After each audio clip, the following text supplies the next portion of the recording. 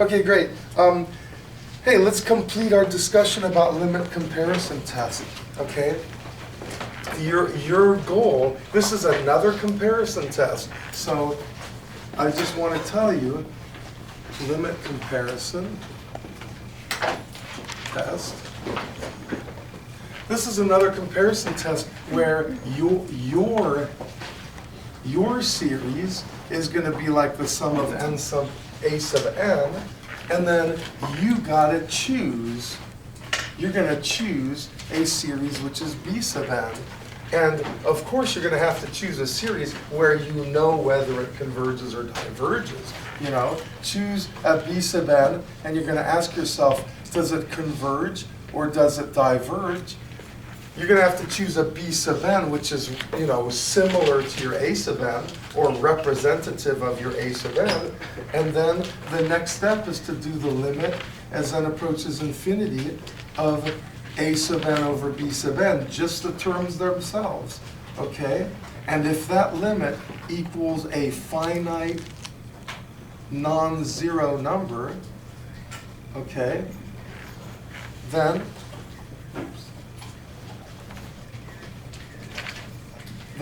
we get to say that the sum of a sub n and the sum of b sub n do the same thing.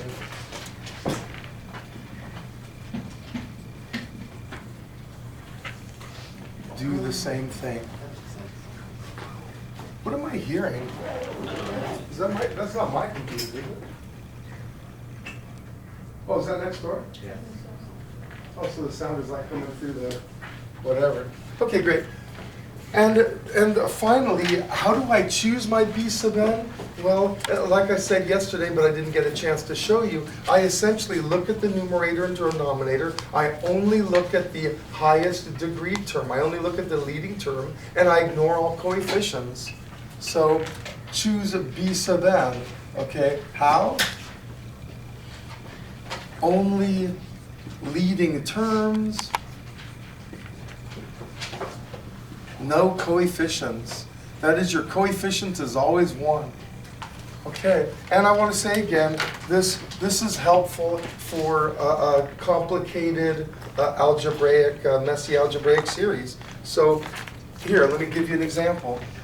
Here comes example number 1. The sum as n goes from 1 to infinity of 1 over 3n squared minus 4n plus 5, okay?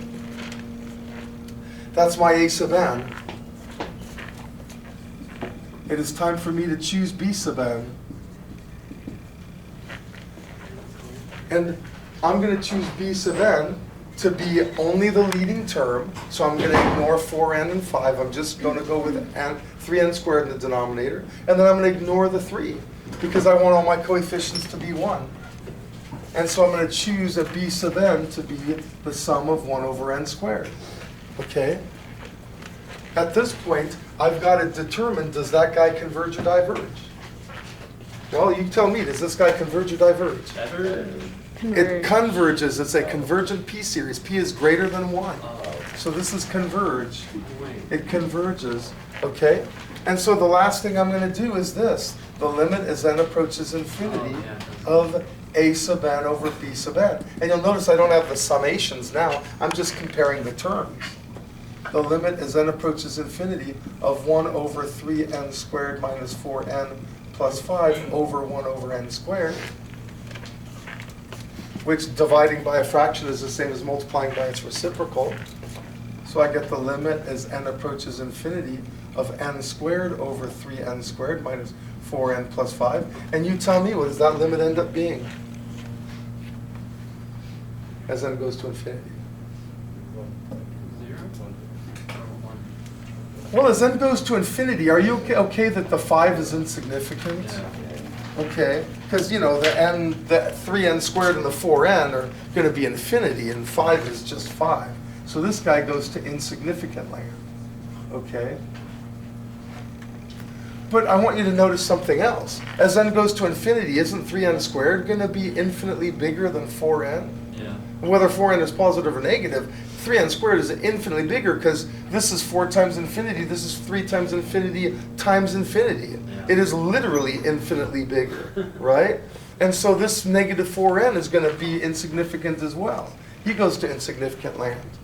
And so I'm left with just n squared over 3n squared, and I don't care what value n has, the ratio of n squared to 3n squared is 1/3, right? And so there you go. This guy converges by direct comparison. I did direct comparison to a convergent series. I got the ratio of the terms as a finite, non-zero number, and so I can say it converges by direct comparison test. Did I say, oh my God, thanks, Zach. I'm glad I'm doing this on video so everyone can see. Converges by limit comparison test. Thanks. Yes. What's that? Here's how I got Bn. I looked at my An and I said I'm only going to look at the leading term. I'm only going to look at the term with the biggest exponent. I'm going to ignore the rest, and I'm going to turn its coefficient into 1. That's all I did. Yeah, thanks for asking. Hey, let's do another one. Example number 2. How about the sum as, just one second, n goes from 1 to infinity of n times 2 to the n plus 5 over 4n to the third plus 3n. Okay? So there's my series, n times 2 to the n plus 5 over 4n to the third plus 3n.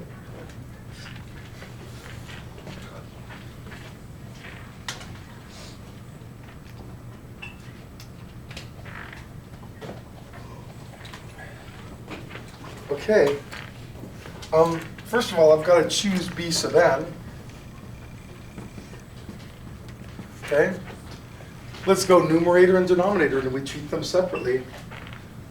Look at what should go in the numerator. N times 2 to the n. I mean, that's the leading term. That's much, much bigger than 5. So I'm just going to go with n times 2 to the n. What should go in the denominator? N cubed. Yeah, n cubed. Beautiful. Leading term, ignore the coefficient. N cubed. And now you'll notice the n and the n cubed cancel, and I'm just left with 2 to the n over n squared. That's sum. And my next question to you is this. Does that series converge or diverge? Well, the first thing you got to ask yourself is which is bigger, 2 to the n or n squared? Yeah, 2 to the n is infinitely bigger than n squared, right? Did I ever do that? I got to tell you, my memory, every year kind of melds into the next year. And so I don't remember, but did I ever have a lesson where one of the attributes of the lesson was to say that the log, as the limit as x approaches infinity of the log natural of x is infinitely smaller than x to the n, which is infinitely smaller than, some number, I don't know, e to the, I'm sorry, no. Yeah, x to the n, where n is just some number like x squared or x to the third, and this is infinitely smaller than like e to the x power. Did I ever talk about that with this class? I don't think so. Shoot, I should have had a lesson where I did that, where I demonstrated that that's true. And maybe that was when I was doing L'Hopital's rule. Wow, that was really dumb of me. And also, it turns out that this guy is infinitely smaller than x factorial, which you would never guess. But it turns out x factorial is the biggest type of infinity there is out there. Yeah, so if I'm doing these n's, the limit as n approaches infinity of log natural of n is going to be infinitely less than, n, let's say n squared, which is going to be infinitely less than 2 to the n power, which is going to be infinitely less than n factorial. That's just your hierarchy of infinities. And it turns out to be true because of L'Hopital's rule. Yes? So like the 2n is just any number raised to the infinity of power? Yes, yeah, any number raised to the infinitieth power is going to be infinitely bigger than infinity raised to a finite power. Yeah. Yeah, so the point is this guy going to converge or diverge? I hope you're getting diverge, because the numerator is going to be infinitely bigger than the denominator. So when you get off to infinity, you're going to be adding terms that are infinite, you know? So this guy diverges. Okay, so now it's time to do our limit comparison. Alrighty, so I'm going to do the limit as n approaches infinity of a over that guy. So I got n 2 to the n plus 5 over 4n to the third plus 3 to the n over 2 to the n over n squared. Okay. And so now I'm going to, instead of dividing by this fraction, I multiply by the reciprocal. So I got n times 2 to the n plus 5 times n squared over 2 to the n times 4 to the n, 4n to the third plus 3n. Okay, let me wait till you guys write that down.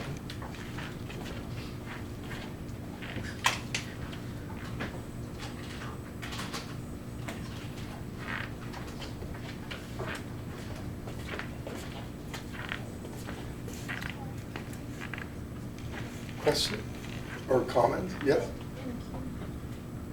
Did I mess up? No, this should be n squared. Because the n and the n cubed canceled to make n squared. But now the last thing you're going to have to do is you're going to have to like group things together. What I mean to say is this n should go with the n squared. So you're going to get the limit as n approaches infinity. I think I'll go in this direction. Thank you, Fatima. Is going to be n to the third times 2 to the n plus 5 over that 2 to the n I'm going to put here. And then this guy I'm going to put here, 4n to the third plus 3n.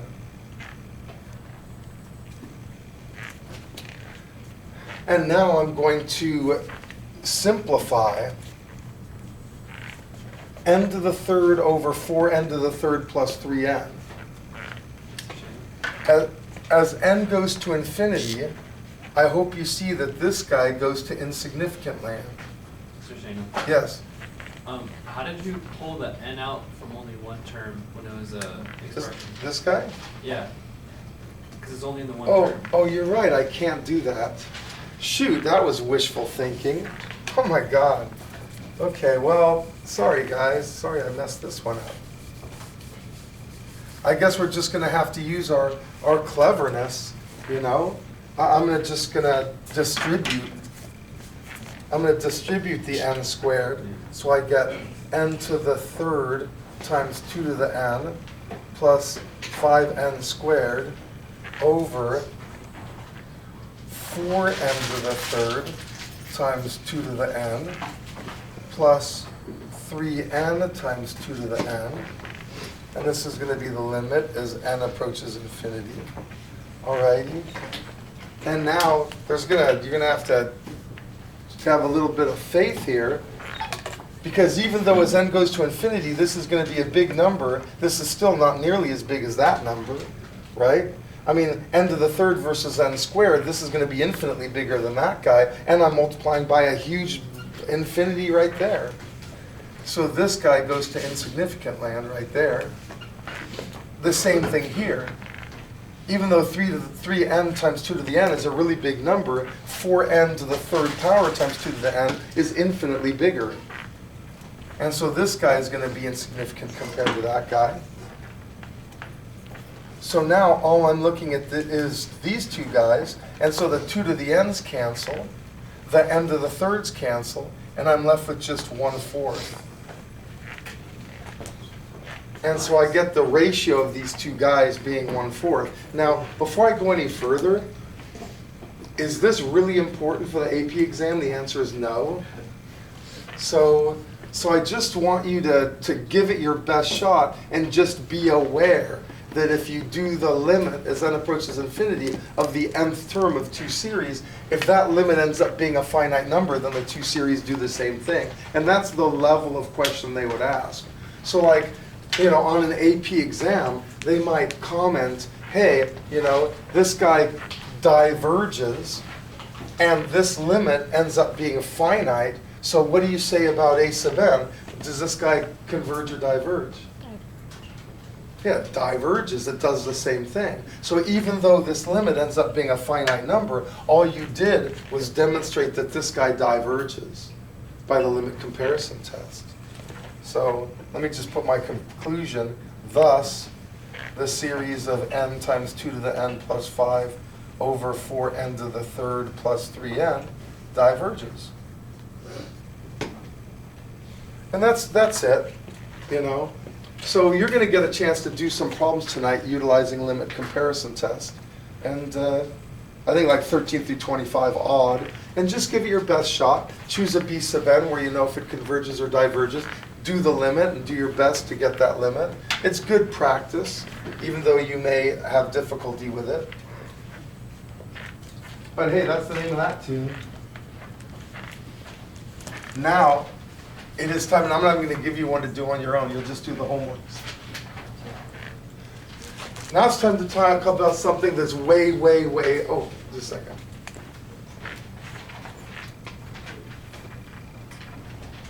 Just want to make sure that Amber and Carly are good.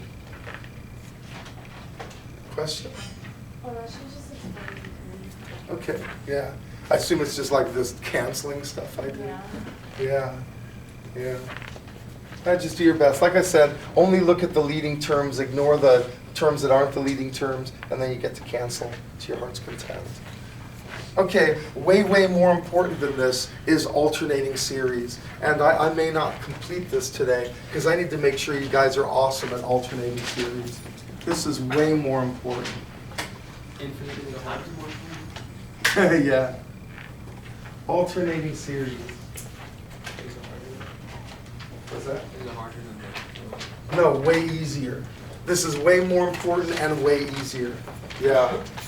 In fact, you're going to learn how to get the error in an alternating series, and it's going to be way easier than doing the Lagrange form of the remainder that we learned with Taylor's theorem.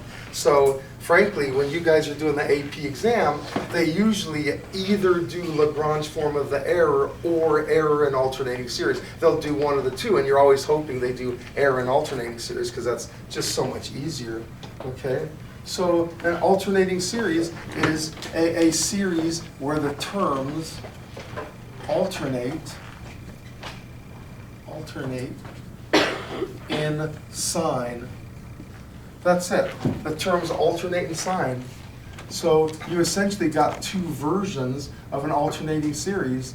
It could be -1 to the n power times a sub n, where a sub n is always positive. Let's say a sub n is always positive. Then one version of an alternating series would go a naught minus a1 plus a2 minus a3 plus ... Or your alternating series could look like this.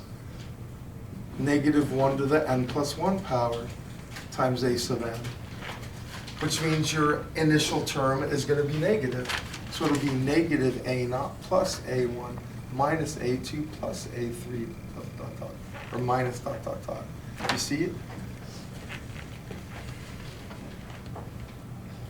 And what we're going to do from now on is when you have an alternating series, something you guys already naturally did on the most recent quiz, is if it's an alternating series, the -1 to the n or -1 to the n plus 1 power is going to be separated from the terms themselves to kind of show the world, hey, this is alternating. So here, let me have you guys practice one. Write out the first 5 terms.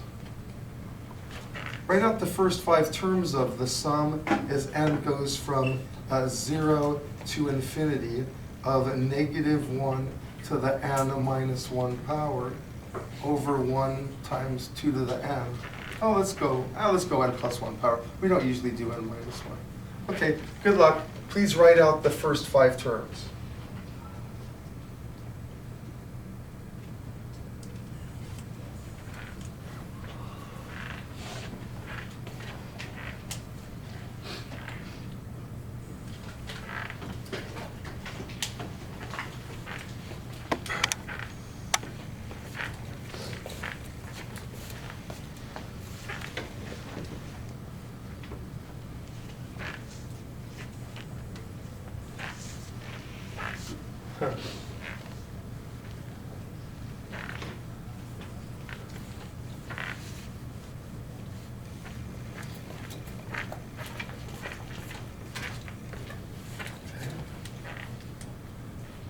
sticking a 0, and I have -1, right? And that's going to be a 0, so that's 1.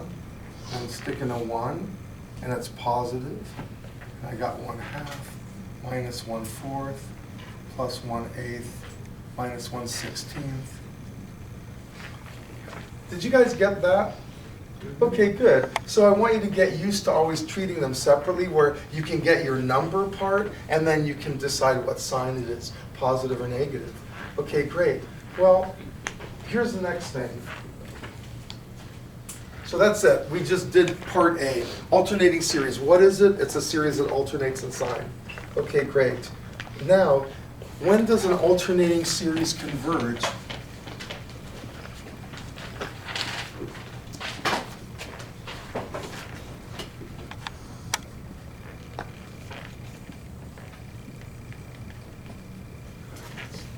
Okay, when does an alternating series converge? Well, the first thing I want to establish is, just one second.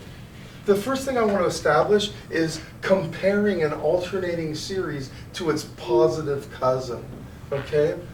Here's my alternating series. Here's the positive cousin. That is, this is the series that doesn't alternate. This is the series that's just the sum as n goes from 0 to infinity of 1 over 2 to the n, okay? Here comes the positive cousin, 1 plus 1/2 plus 1/4 plus 1/8 plus 1/16 plus dot dot dot. And I want to establish something really important when comparing an alternating series to its positive cousin. Who's going to be bigger, the positive cousin or the alternating series? Who's going to add up to a bigger number? Go ahead.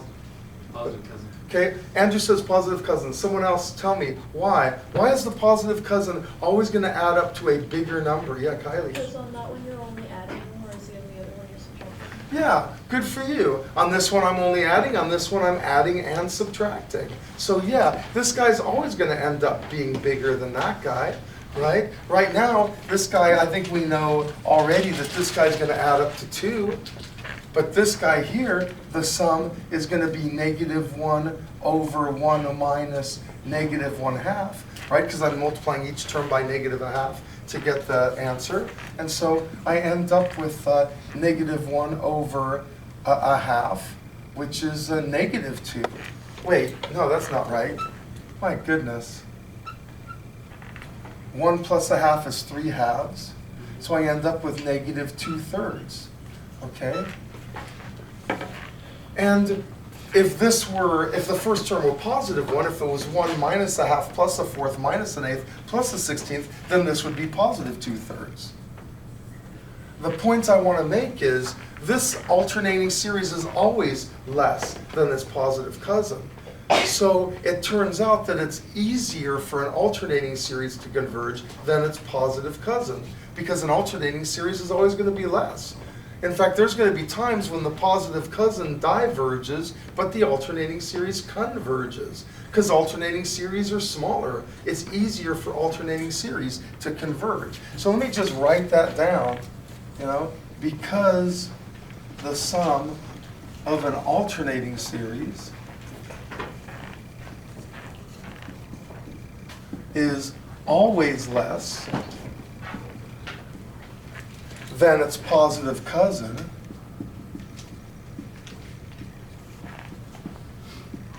okay? Because the sum of an alternating series is always less than its positive cousin, it's easier for an alternating series to converge.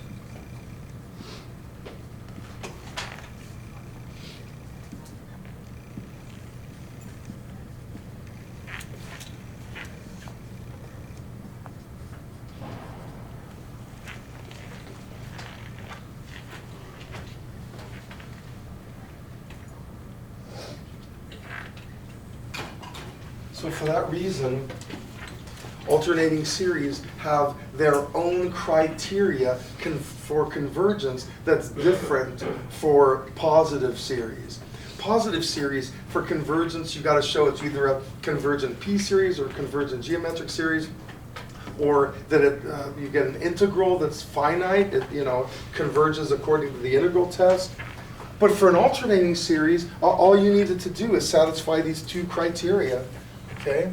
When does an alternating series converge? I will tell you, an alternating series converges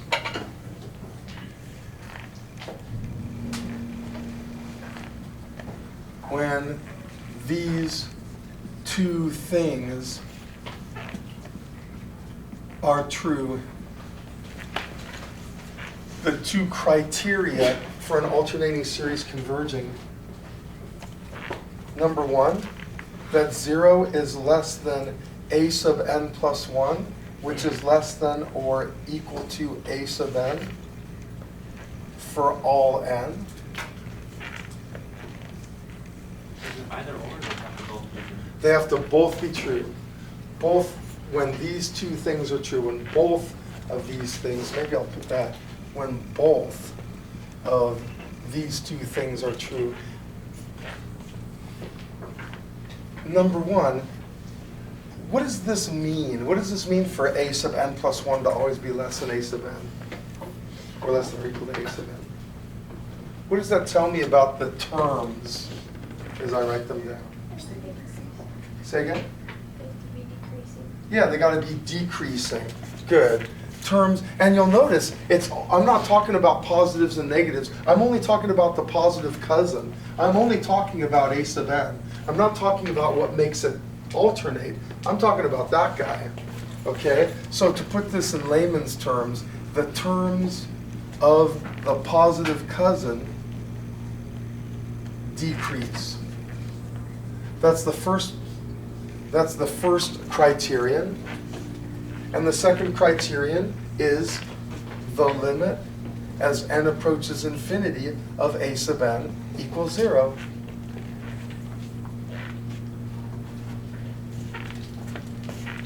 That is, the infinitieth term of the positive cousin is 0. And so those are the two criteria for the convergence of an alternating series.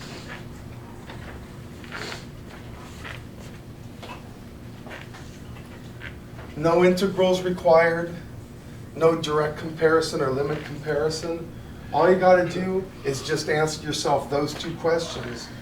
Are the terms decreasing and the infinity of the term 0? If that's true, that series converges. So here, let's do several examples, and then I'm going to have to change your homework because we're not going to get to absolute and conditional convergence. But here comes the first example, okay? The sum as n goes from 2 to infinity of a negative 1 to the n power over the log natural of n.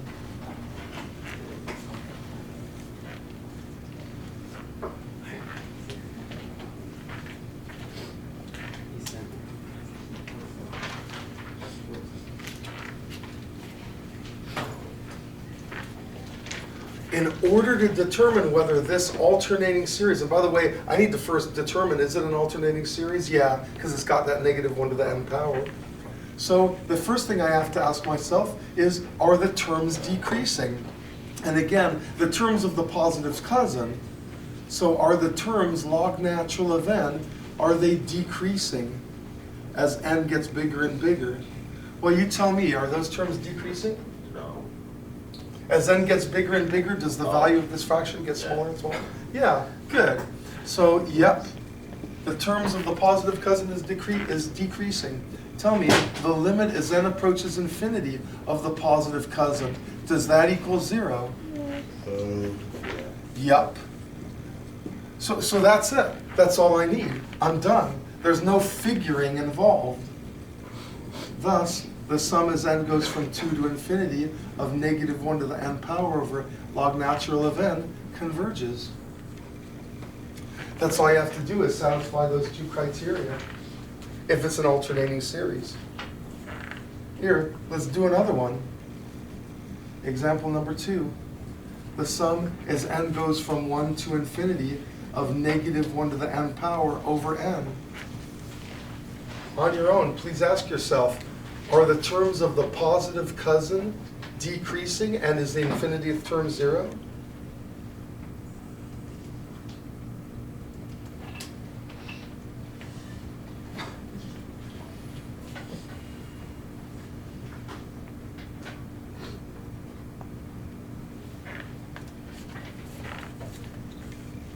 Make sure you know who the positive cousin is. In this case, it's just 1 over n. You're going to ignore the negative 1 to the n power.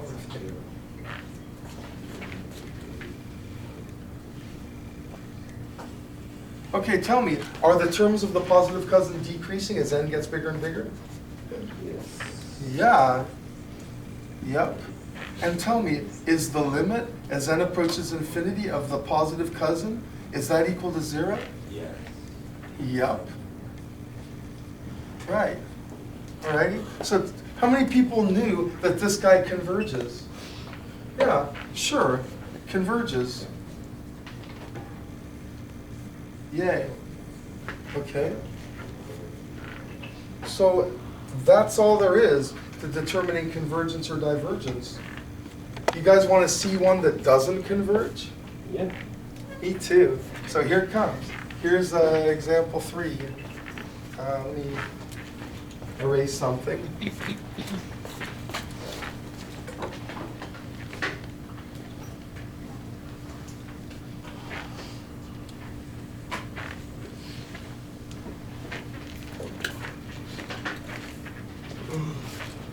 How about example number 3?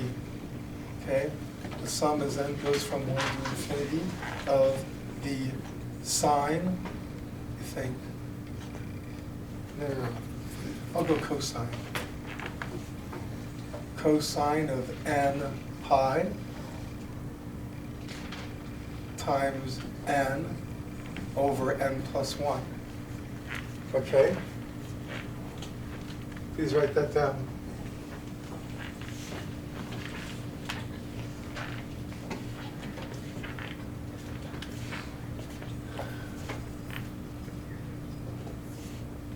First of all, is this an alternating series? Yes. But it doesn't have the negative 1 to the n power. Why are you calling this an alternating series? You guys okay that cosine of n pi is my negative 1 to the n power?